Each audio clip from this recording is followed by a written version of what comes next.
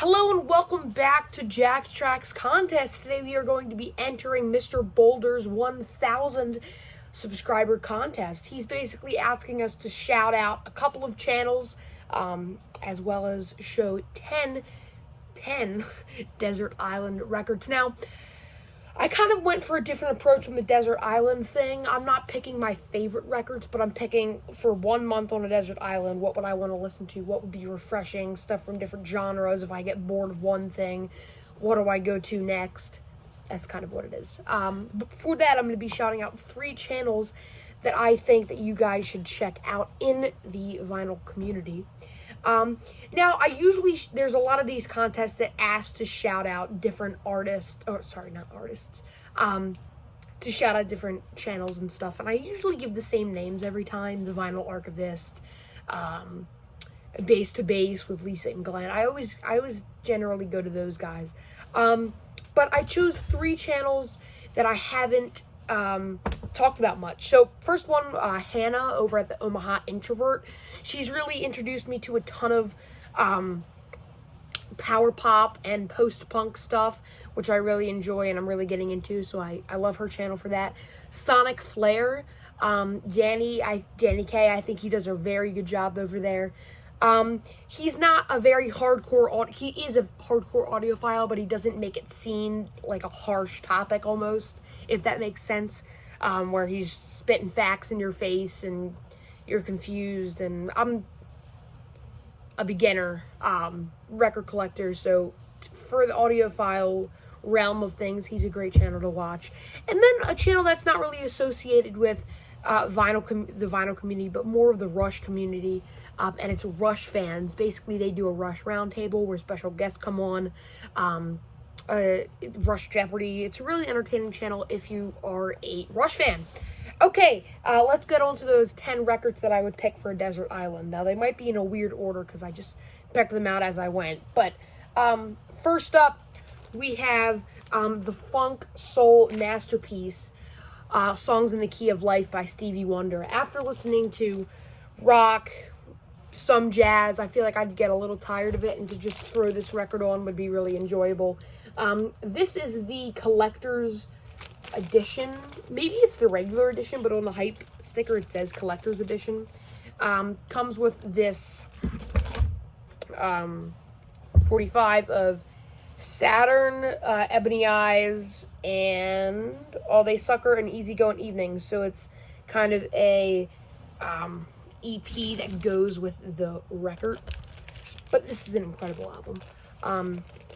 If you like Stevie Wonder, you obviously know this record. But if you're trying to get into more funk, soul kind of stuff, this is definitely a record that I would recommend. Songs in the Key of Life, Stevie Wonder. Amazing record. Number 2, my favorite jazz record of all time. This is Face to Face, Babyface Willette. This is the Tone Poet edition of the record. Comes on that Stoughton tip-on jacket. Sounds incredible. Amazing record. My favorite kind of jazz is organ jazz. Sorry, this is getting stuck in here. By far my favorite kind of, I don't want to call it a genre of jazz, because I wouldn't necessarily say it's its own genre, like hard bop or something like that, but it's my favorite instrument played in jazz by far. I love that Hammond V3 sound that a lot of these guys have. Jimmy Smith, so he's not underrated, because when you think of organ players, your first thought is Jimmy Smith, but in my opinion, his records are so underrated because you can find them in dollar bins across record stores and they're so unbelievably good. But this is Face to Face, Babyface Willette, by far my favorite jazz record. I would bring that, as well as The Cooker by Lee Morgan, an amazing tone poet as well. I actually purchased these on the same day. Lee Morgan is my favorite jazz artist of all time. He's amazing.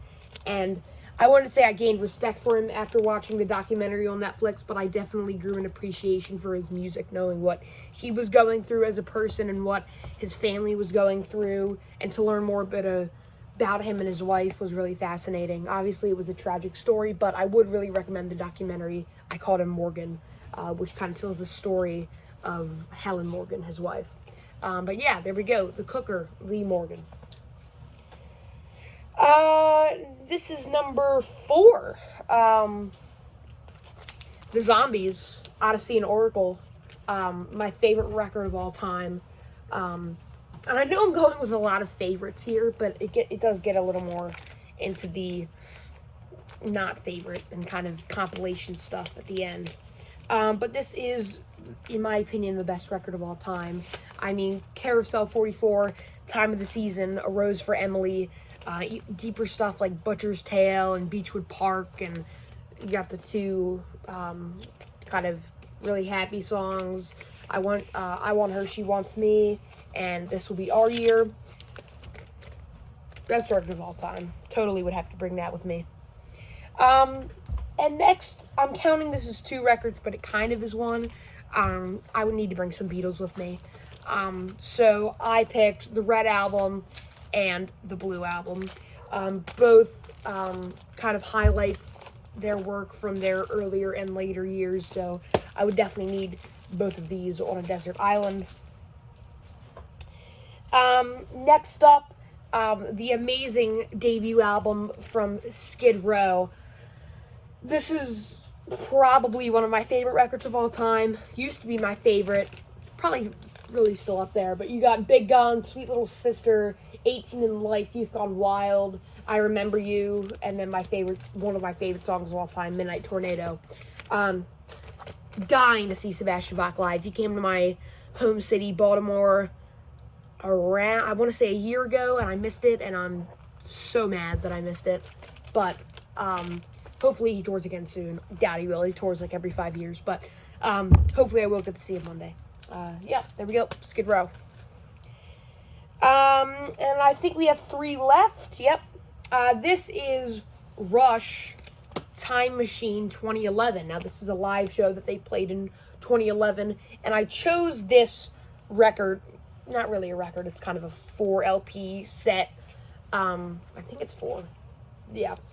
But because it just has so much material on it, it has the entire moving pictures, stuff from Permanent Waves, a lot of that later classic stuff, Presto, Time Stands Still. They do leave that thing alone on here, which is great. Yeah, just a lot of ton of Rush classics and deeper cuts. This is the record that I would take with me on a desert island for a month. Number 9, we have Greta Van Fleet, Strange Horizons, live in Nashville. This is getting to be like a $500 record, but probably one of the most valuable in my collection. I bought it for $40. But I saw this show. So, live in Nashville, let's see when it was. I have a poster. August 5th, when I saw Greta Van Fleet in Nashville, me and my dad flew down wearing their shirt right now. This is the Dreams in Gold t-shirt. Just saw them at Hershey. They were absolutely unbelievable. But I flew down to Nashville to see them on the Strange Horizons tour. First time they've ever played any of the Battle at Gardens Gate stuff live, which is pretty awesome. They played my favorite song of all time for the first time, Heat Above. Really, really cool. Comes on clear vinyl. Ton of material on here. Stuff from Battle of Gardens Gate's earlier stuff. Stuff that hasn't even been recorded. Really great record. If you can find it cheap, which you can't, I would totally get that one. And finally, my favorite Cheap Trick live album, Out to Get You, live in 1977. This was a Record Store Day release, strangely enough. And you got the earlier stuff, which is my Cheap Trick kind of stuff. You get the first album in color and the stuff from, I don't even know if, yeah, I don't even think that the Heaven Tonight has even come out. So this is just stuff from the first 2 albums. So you got pretty much all of, oh, maybe it did come out, because off Winder, I'll never be able to pronounce it. is on here. So I'm not sure if Heaven Tonight had been released yet or not, but it is an incredible live album. The energy on this record is absolutely fantastic. I prefer it over live at Budokan, but that's just my preference. But yeah, there we go. Out to get you my 10 Desert Island picks. Cheap Trick, Out to Get You. Greta Van Fleet, live in Nashville. Rush, Time Machine 2011, live in Cleveland. Skid Row, the debut album. The Beatles' Red Album and Blue Album. Zombies, Odyssey and Oracle. The Cooker by Lee Morgan. Face to Face, Babyface Willette, and Songs in the Key of Life by Stevie Wonder.